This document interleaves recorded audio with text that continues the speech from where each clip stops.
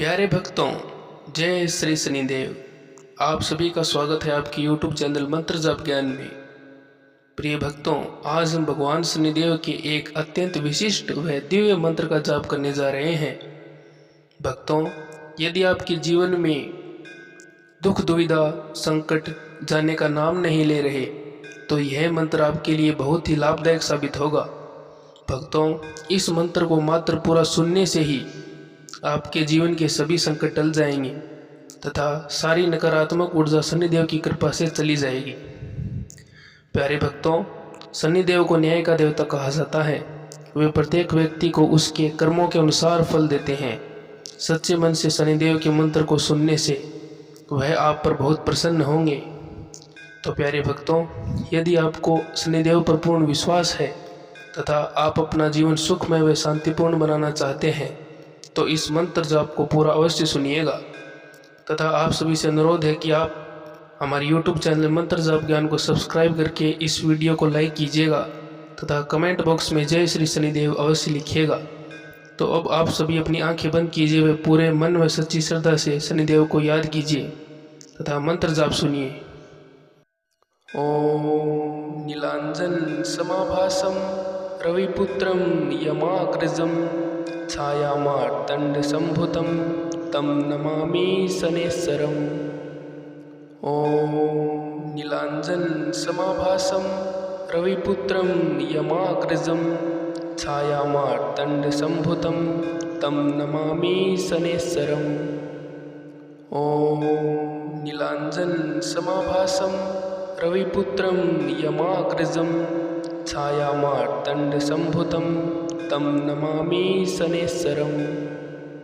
ओम नीलांजन समाभासं रविपुत्रं यमाग्रजं छायामार्तंड संभुतं तं नमामि शनेश्वरम्। ओम नीलांजन समाभासं रविपुत्रं यमाग्रजं छायामार्तंड संभुतं तं नमामि शनेश्वरम्। ओम नीलांजन समाभासं रविपुत्रं यमाग्रजं छायामार्तंड संभुतं तं नमामि शनेश्वरम्। ओम नीलांजन समाभासं रविपुत्रं यमाग्रजं छायामार्तंड संभुतं तं नमामि शनेश्वरम्। ओम नीलांजन समाभासं रविपुत्रं यमाग्रजं छायामार्तंड संभुतं तं नमामि शनेश्वरम्। ओम नीलांजन समाभासं रविपुत्रं यमाग्रजं छायामार्तंड संभुतं तं नमामि शनेश्वरम्। ओम नीलांजन समाभासं रविपुत्रं यमाग्रजं छायामार्तंड संभुतं तं नमामि शनेश्वरम्। ओम नीलांजन समाभासं रविपुत्रं यमाग्रजं छायामार्तंड संभुतं तं नमामि शनेश्वरम्। ओम नीलांजन समाभासं रविपुत्रं यमाग्रजं छायामार्तंड संभुतं तं नमामि शनेश्वरम्। ओम नीलांजन समाभासं रविपुत्रं यमाग्रजं छायामार्तंड संभुतं तं नमामि शनेश्वरम्। ओम नीलांजन समाभासं रविपुत्रं यमाग्रजं छायामार्तंड संभुतं तं नमामि शनेश्वरम्। ओम नीलांजन समाभासं रविपुत्रं यमाग्रजं छायामार्तंड संभुतं तं नमामि शनेश्वरम्। ओम नीलांजन समाभासं रविपुत्रं यमाग्रजं छायामार्तंड संभुतं तं नमामि शनेश्वरम्। ओम नीलांजन समाभासं रविपुत्रं यमाग्रजं छायामार्तंड संभुतं तं नमामि शनेश्वरम्। ॐ नीलाञ्जनसमाभासं रविपुत्रं यमाग्रजं छायामार्तण्डसम्भुतं तं नमामि शनैश्वरम्। ॐ नीलाञ्जनसमाभासं रविपुत्रं यमाग्रजं छायामार्तण्डसम्भुतं तं नमामि शनैश्वरम्। ॐ नीलाञ्जनसमाभासं रविपुत्रं यमाग्रजं छायामार्तण्डसम्भुतं तं नमामि शनैश्वरम्। ॐ नीलाञ्जनसमाभासं रविपुत्रं यमाग्रजं छायामार्तण्डसम्भुतं तं नमामि शनैश्वरम्। ॐ नीलाञ्जनसमाभासं रविपुत्रं यमाग्रजं छायामार्तण्डसम्भुतं तं नमामि शनैश्वरम्। ॐ नीलाञ्जनसमाभासं रविपुत्रं यमाग्रजं छायामार्तण्डसम्भुतं तं नमामि शनैश्वरम्। ॐ नीलाञ्जनसमाभासं रविपुत्रं यमाग्रजं छायामार्तण्डसम्भुतं तं नमामि शनैश्वरम्।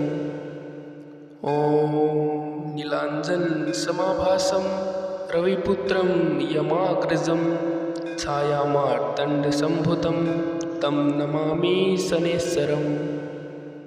ॐ नीलाञ्जनसमाभासं रविपुत्रं यमाग्रजं छायामार्तण्डसम्भुतं तं नमामि शनैश्वरम्। ॐ नीलाञ्जनसमाभासं रविपुत्रं यमाग्रजं छायामार्तण्डसम्भुतं तं नमामि शनैश्वरम्।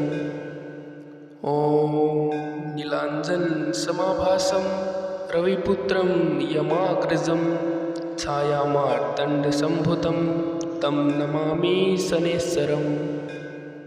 ॐ नीलाञ्जनसमाभासं रविपुत्रं यमाग्रजं छायामार्तण्डसम्भुतं तं नमामि शनैश्वरम्। ॐ नीलाञ्जनसमाभासं रविपुत्रं यमाग्रजं छायामार्तण्डसम्भुतं तं नमामि शनैश्वरम्।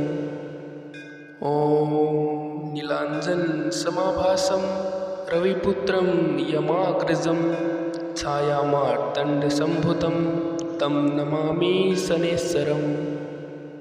ॐ नीलाञ्जनसमाभासं रविपुत्रं यमाग्रजं छायामार्तण्डसम्भुतं तं नमामि शनैश्वरम्।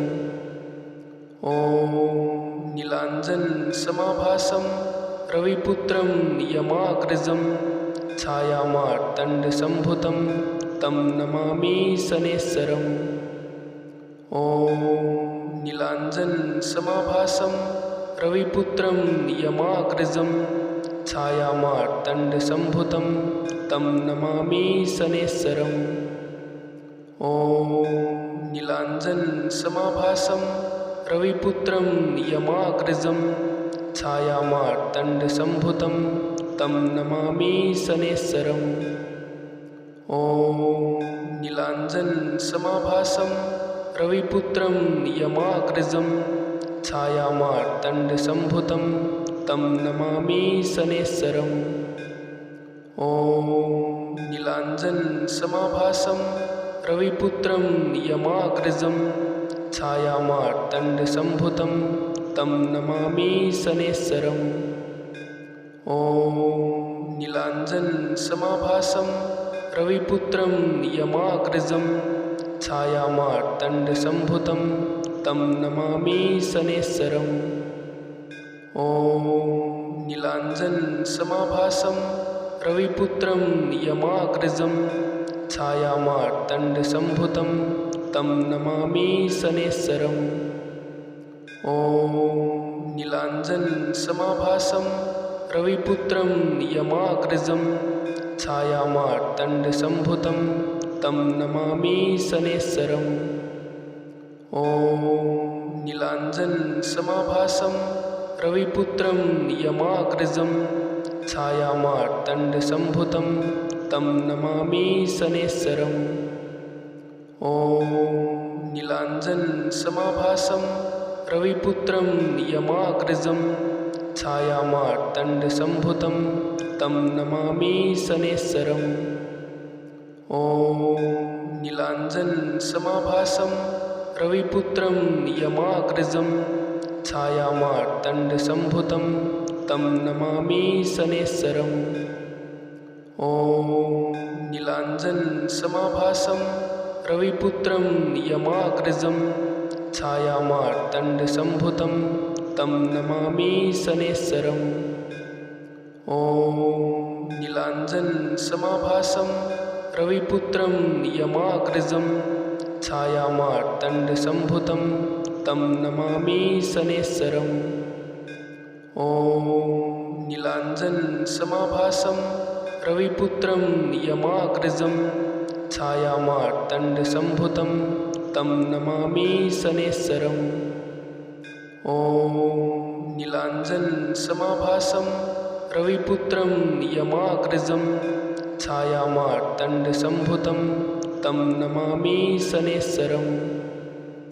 ॐ नीलाञ्जन समाभासं रविपुत्रं यमाग्रजं छायामार्तण्डसम्भुतं तं नमामि शनैश्वरम्।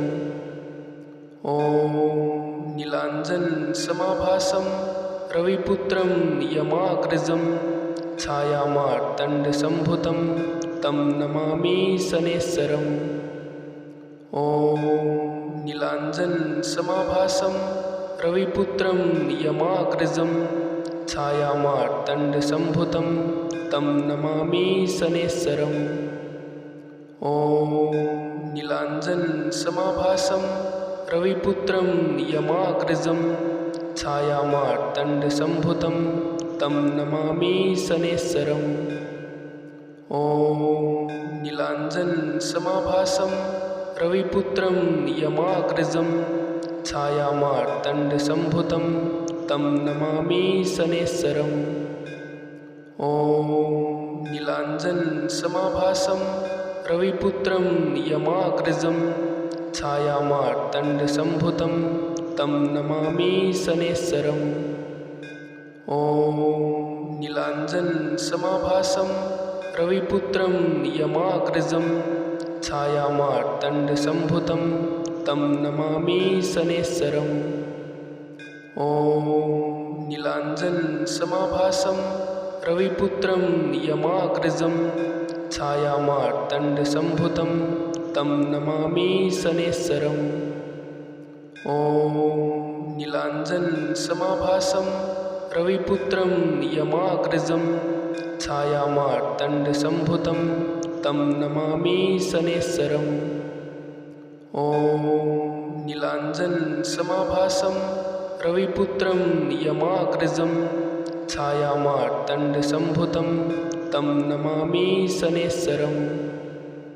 ॐ नीलाञ्जन समाभासं रविपुत्रं यमाग्रजं छायामार्तण्डसम्भुतं तं नमामि शनैश्वरम्। ॐ नीलाञ्जन समाभासं रविपुत्रं यमाग्रजं छायामार्तण्डसम्भुतं तं नमामि शनैश्वरम्। ॐ नीलाञ्जन समाभासं रविपुत्रं यमाग्रजं छायामार्तण्डसम्भुतं तं नमामि शनैश्वरम्। ॐ नीलाञ्जन समाभासं रविपुत्रं यमाग्रजं छायामार्तण्डसम्भुतं तं नमामि शनैश्वरम्। ॐ नीलाञ्जन समाभासं रविपुत्रं यमाग्रजं छायामार्तण्डसम्भुतं तं नमामि शनैश्वरम्। ॐ नीलाञ्जन समाभासं रविपुत्रं यमाग्रजं छायामार्तण्डसम्भुतं तं नमामि शनैश्वरम्। ॐ नीलाञ्जन समाभासं रविपुत्रं यमाग्रजं छायामार्तण्डसम्भुतं तं नमामि शनैश्वरम्। ॐ नीलाञ्जनसमाभासं रविपुत्रं यमाग्रजं छायामार्तण्डसम्भुतं तं नमामि शनैश्वरम्। ॐ नीलाञ्जनसमाभासं रविपुत्रं यमाग्रजं छायामार्तण्डसम्भुतं तं नमामि शनैश्वरम्। ॐ नीलाञ्जनसमाभासं रविपुत्रं यमाग्रजं छायामार्तण्डसम्भुतं तं नमामि शनैश्वरम्।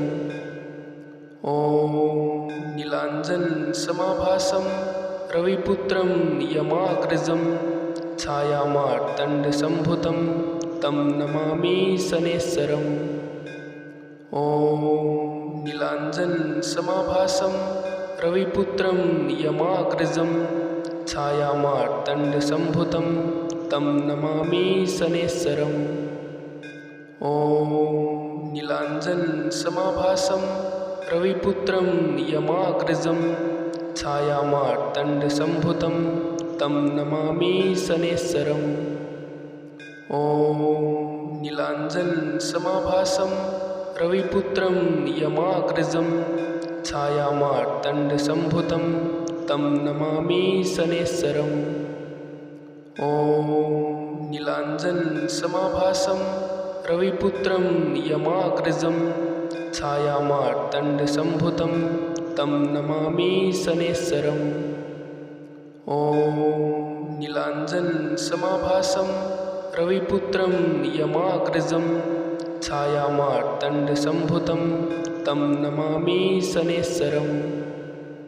ॐ नीलाञ्जनसमाभासं रविपुत्रं यमाग्रजं छायामार्तण्डसम्भुतं तं नमामि शनैश्वरम्। ॐ नीलाञ्जनसमाभासं रविपुत्रं यमाग्रजं छायामार्तण्डसम्भुतं तं नमामि शनैश्वरम्।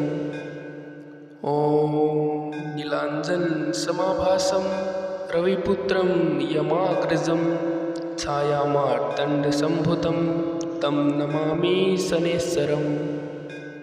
ॐ नीलाञ्जनसमाभासं रविपुत्रं यमाग्रजं छायामार्तण्डसम्भुतं तं नमामि शनैश्वरम्।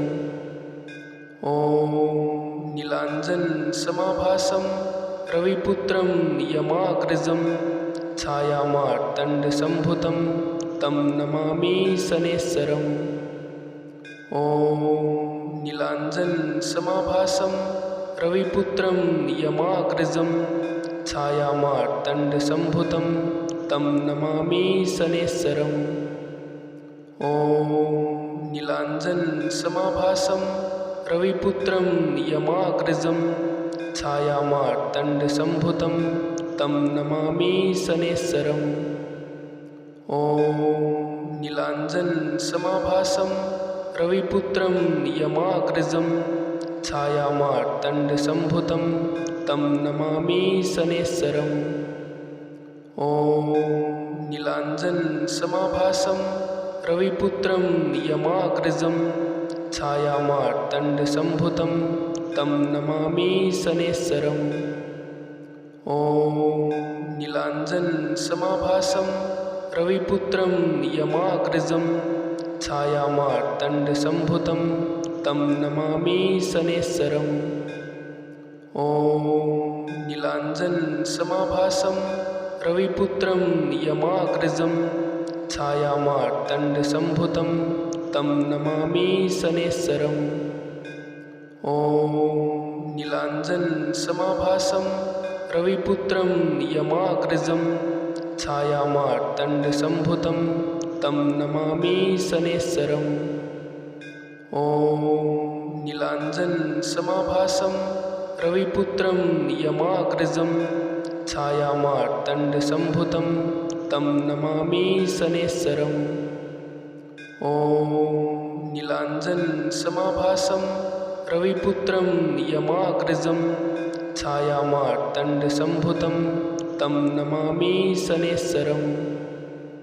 ॐ नीलाञ्जनसमाभासं रविपुत्रं यमाग्रजं छायामार्तण्डसम्भुतं तं नमामि शनैश्वरम्।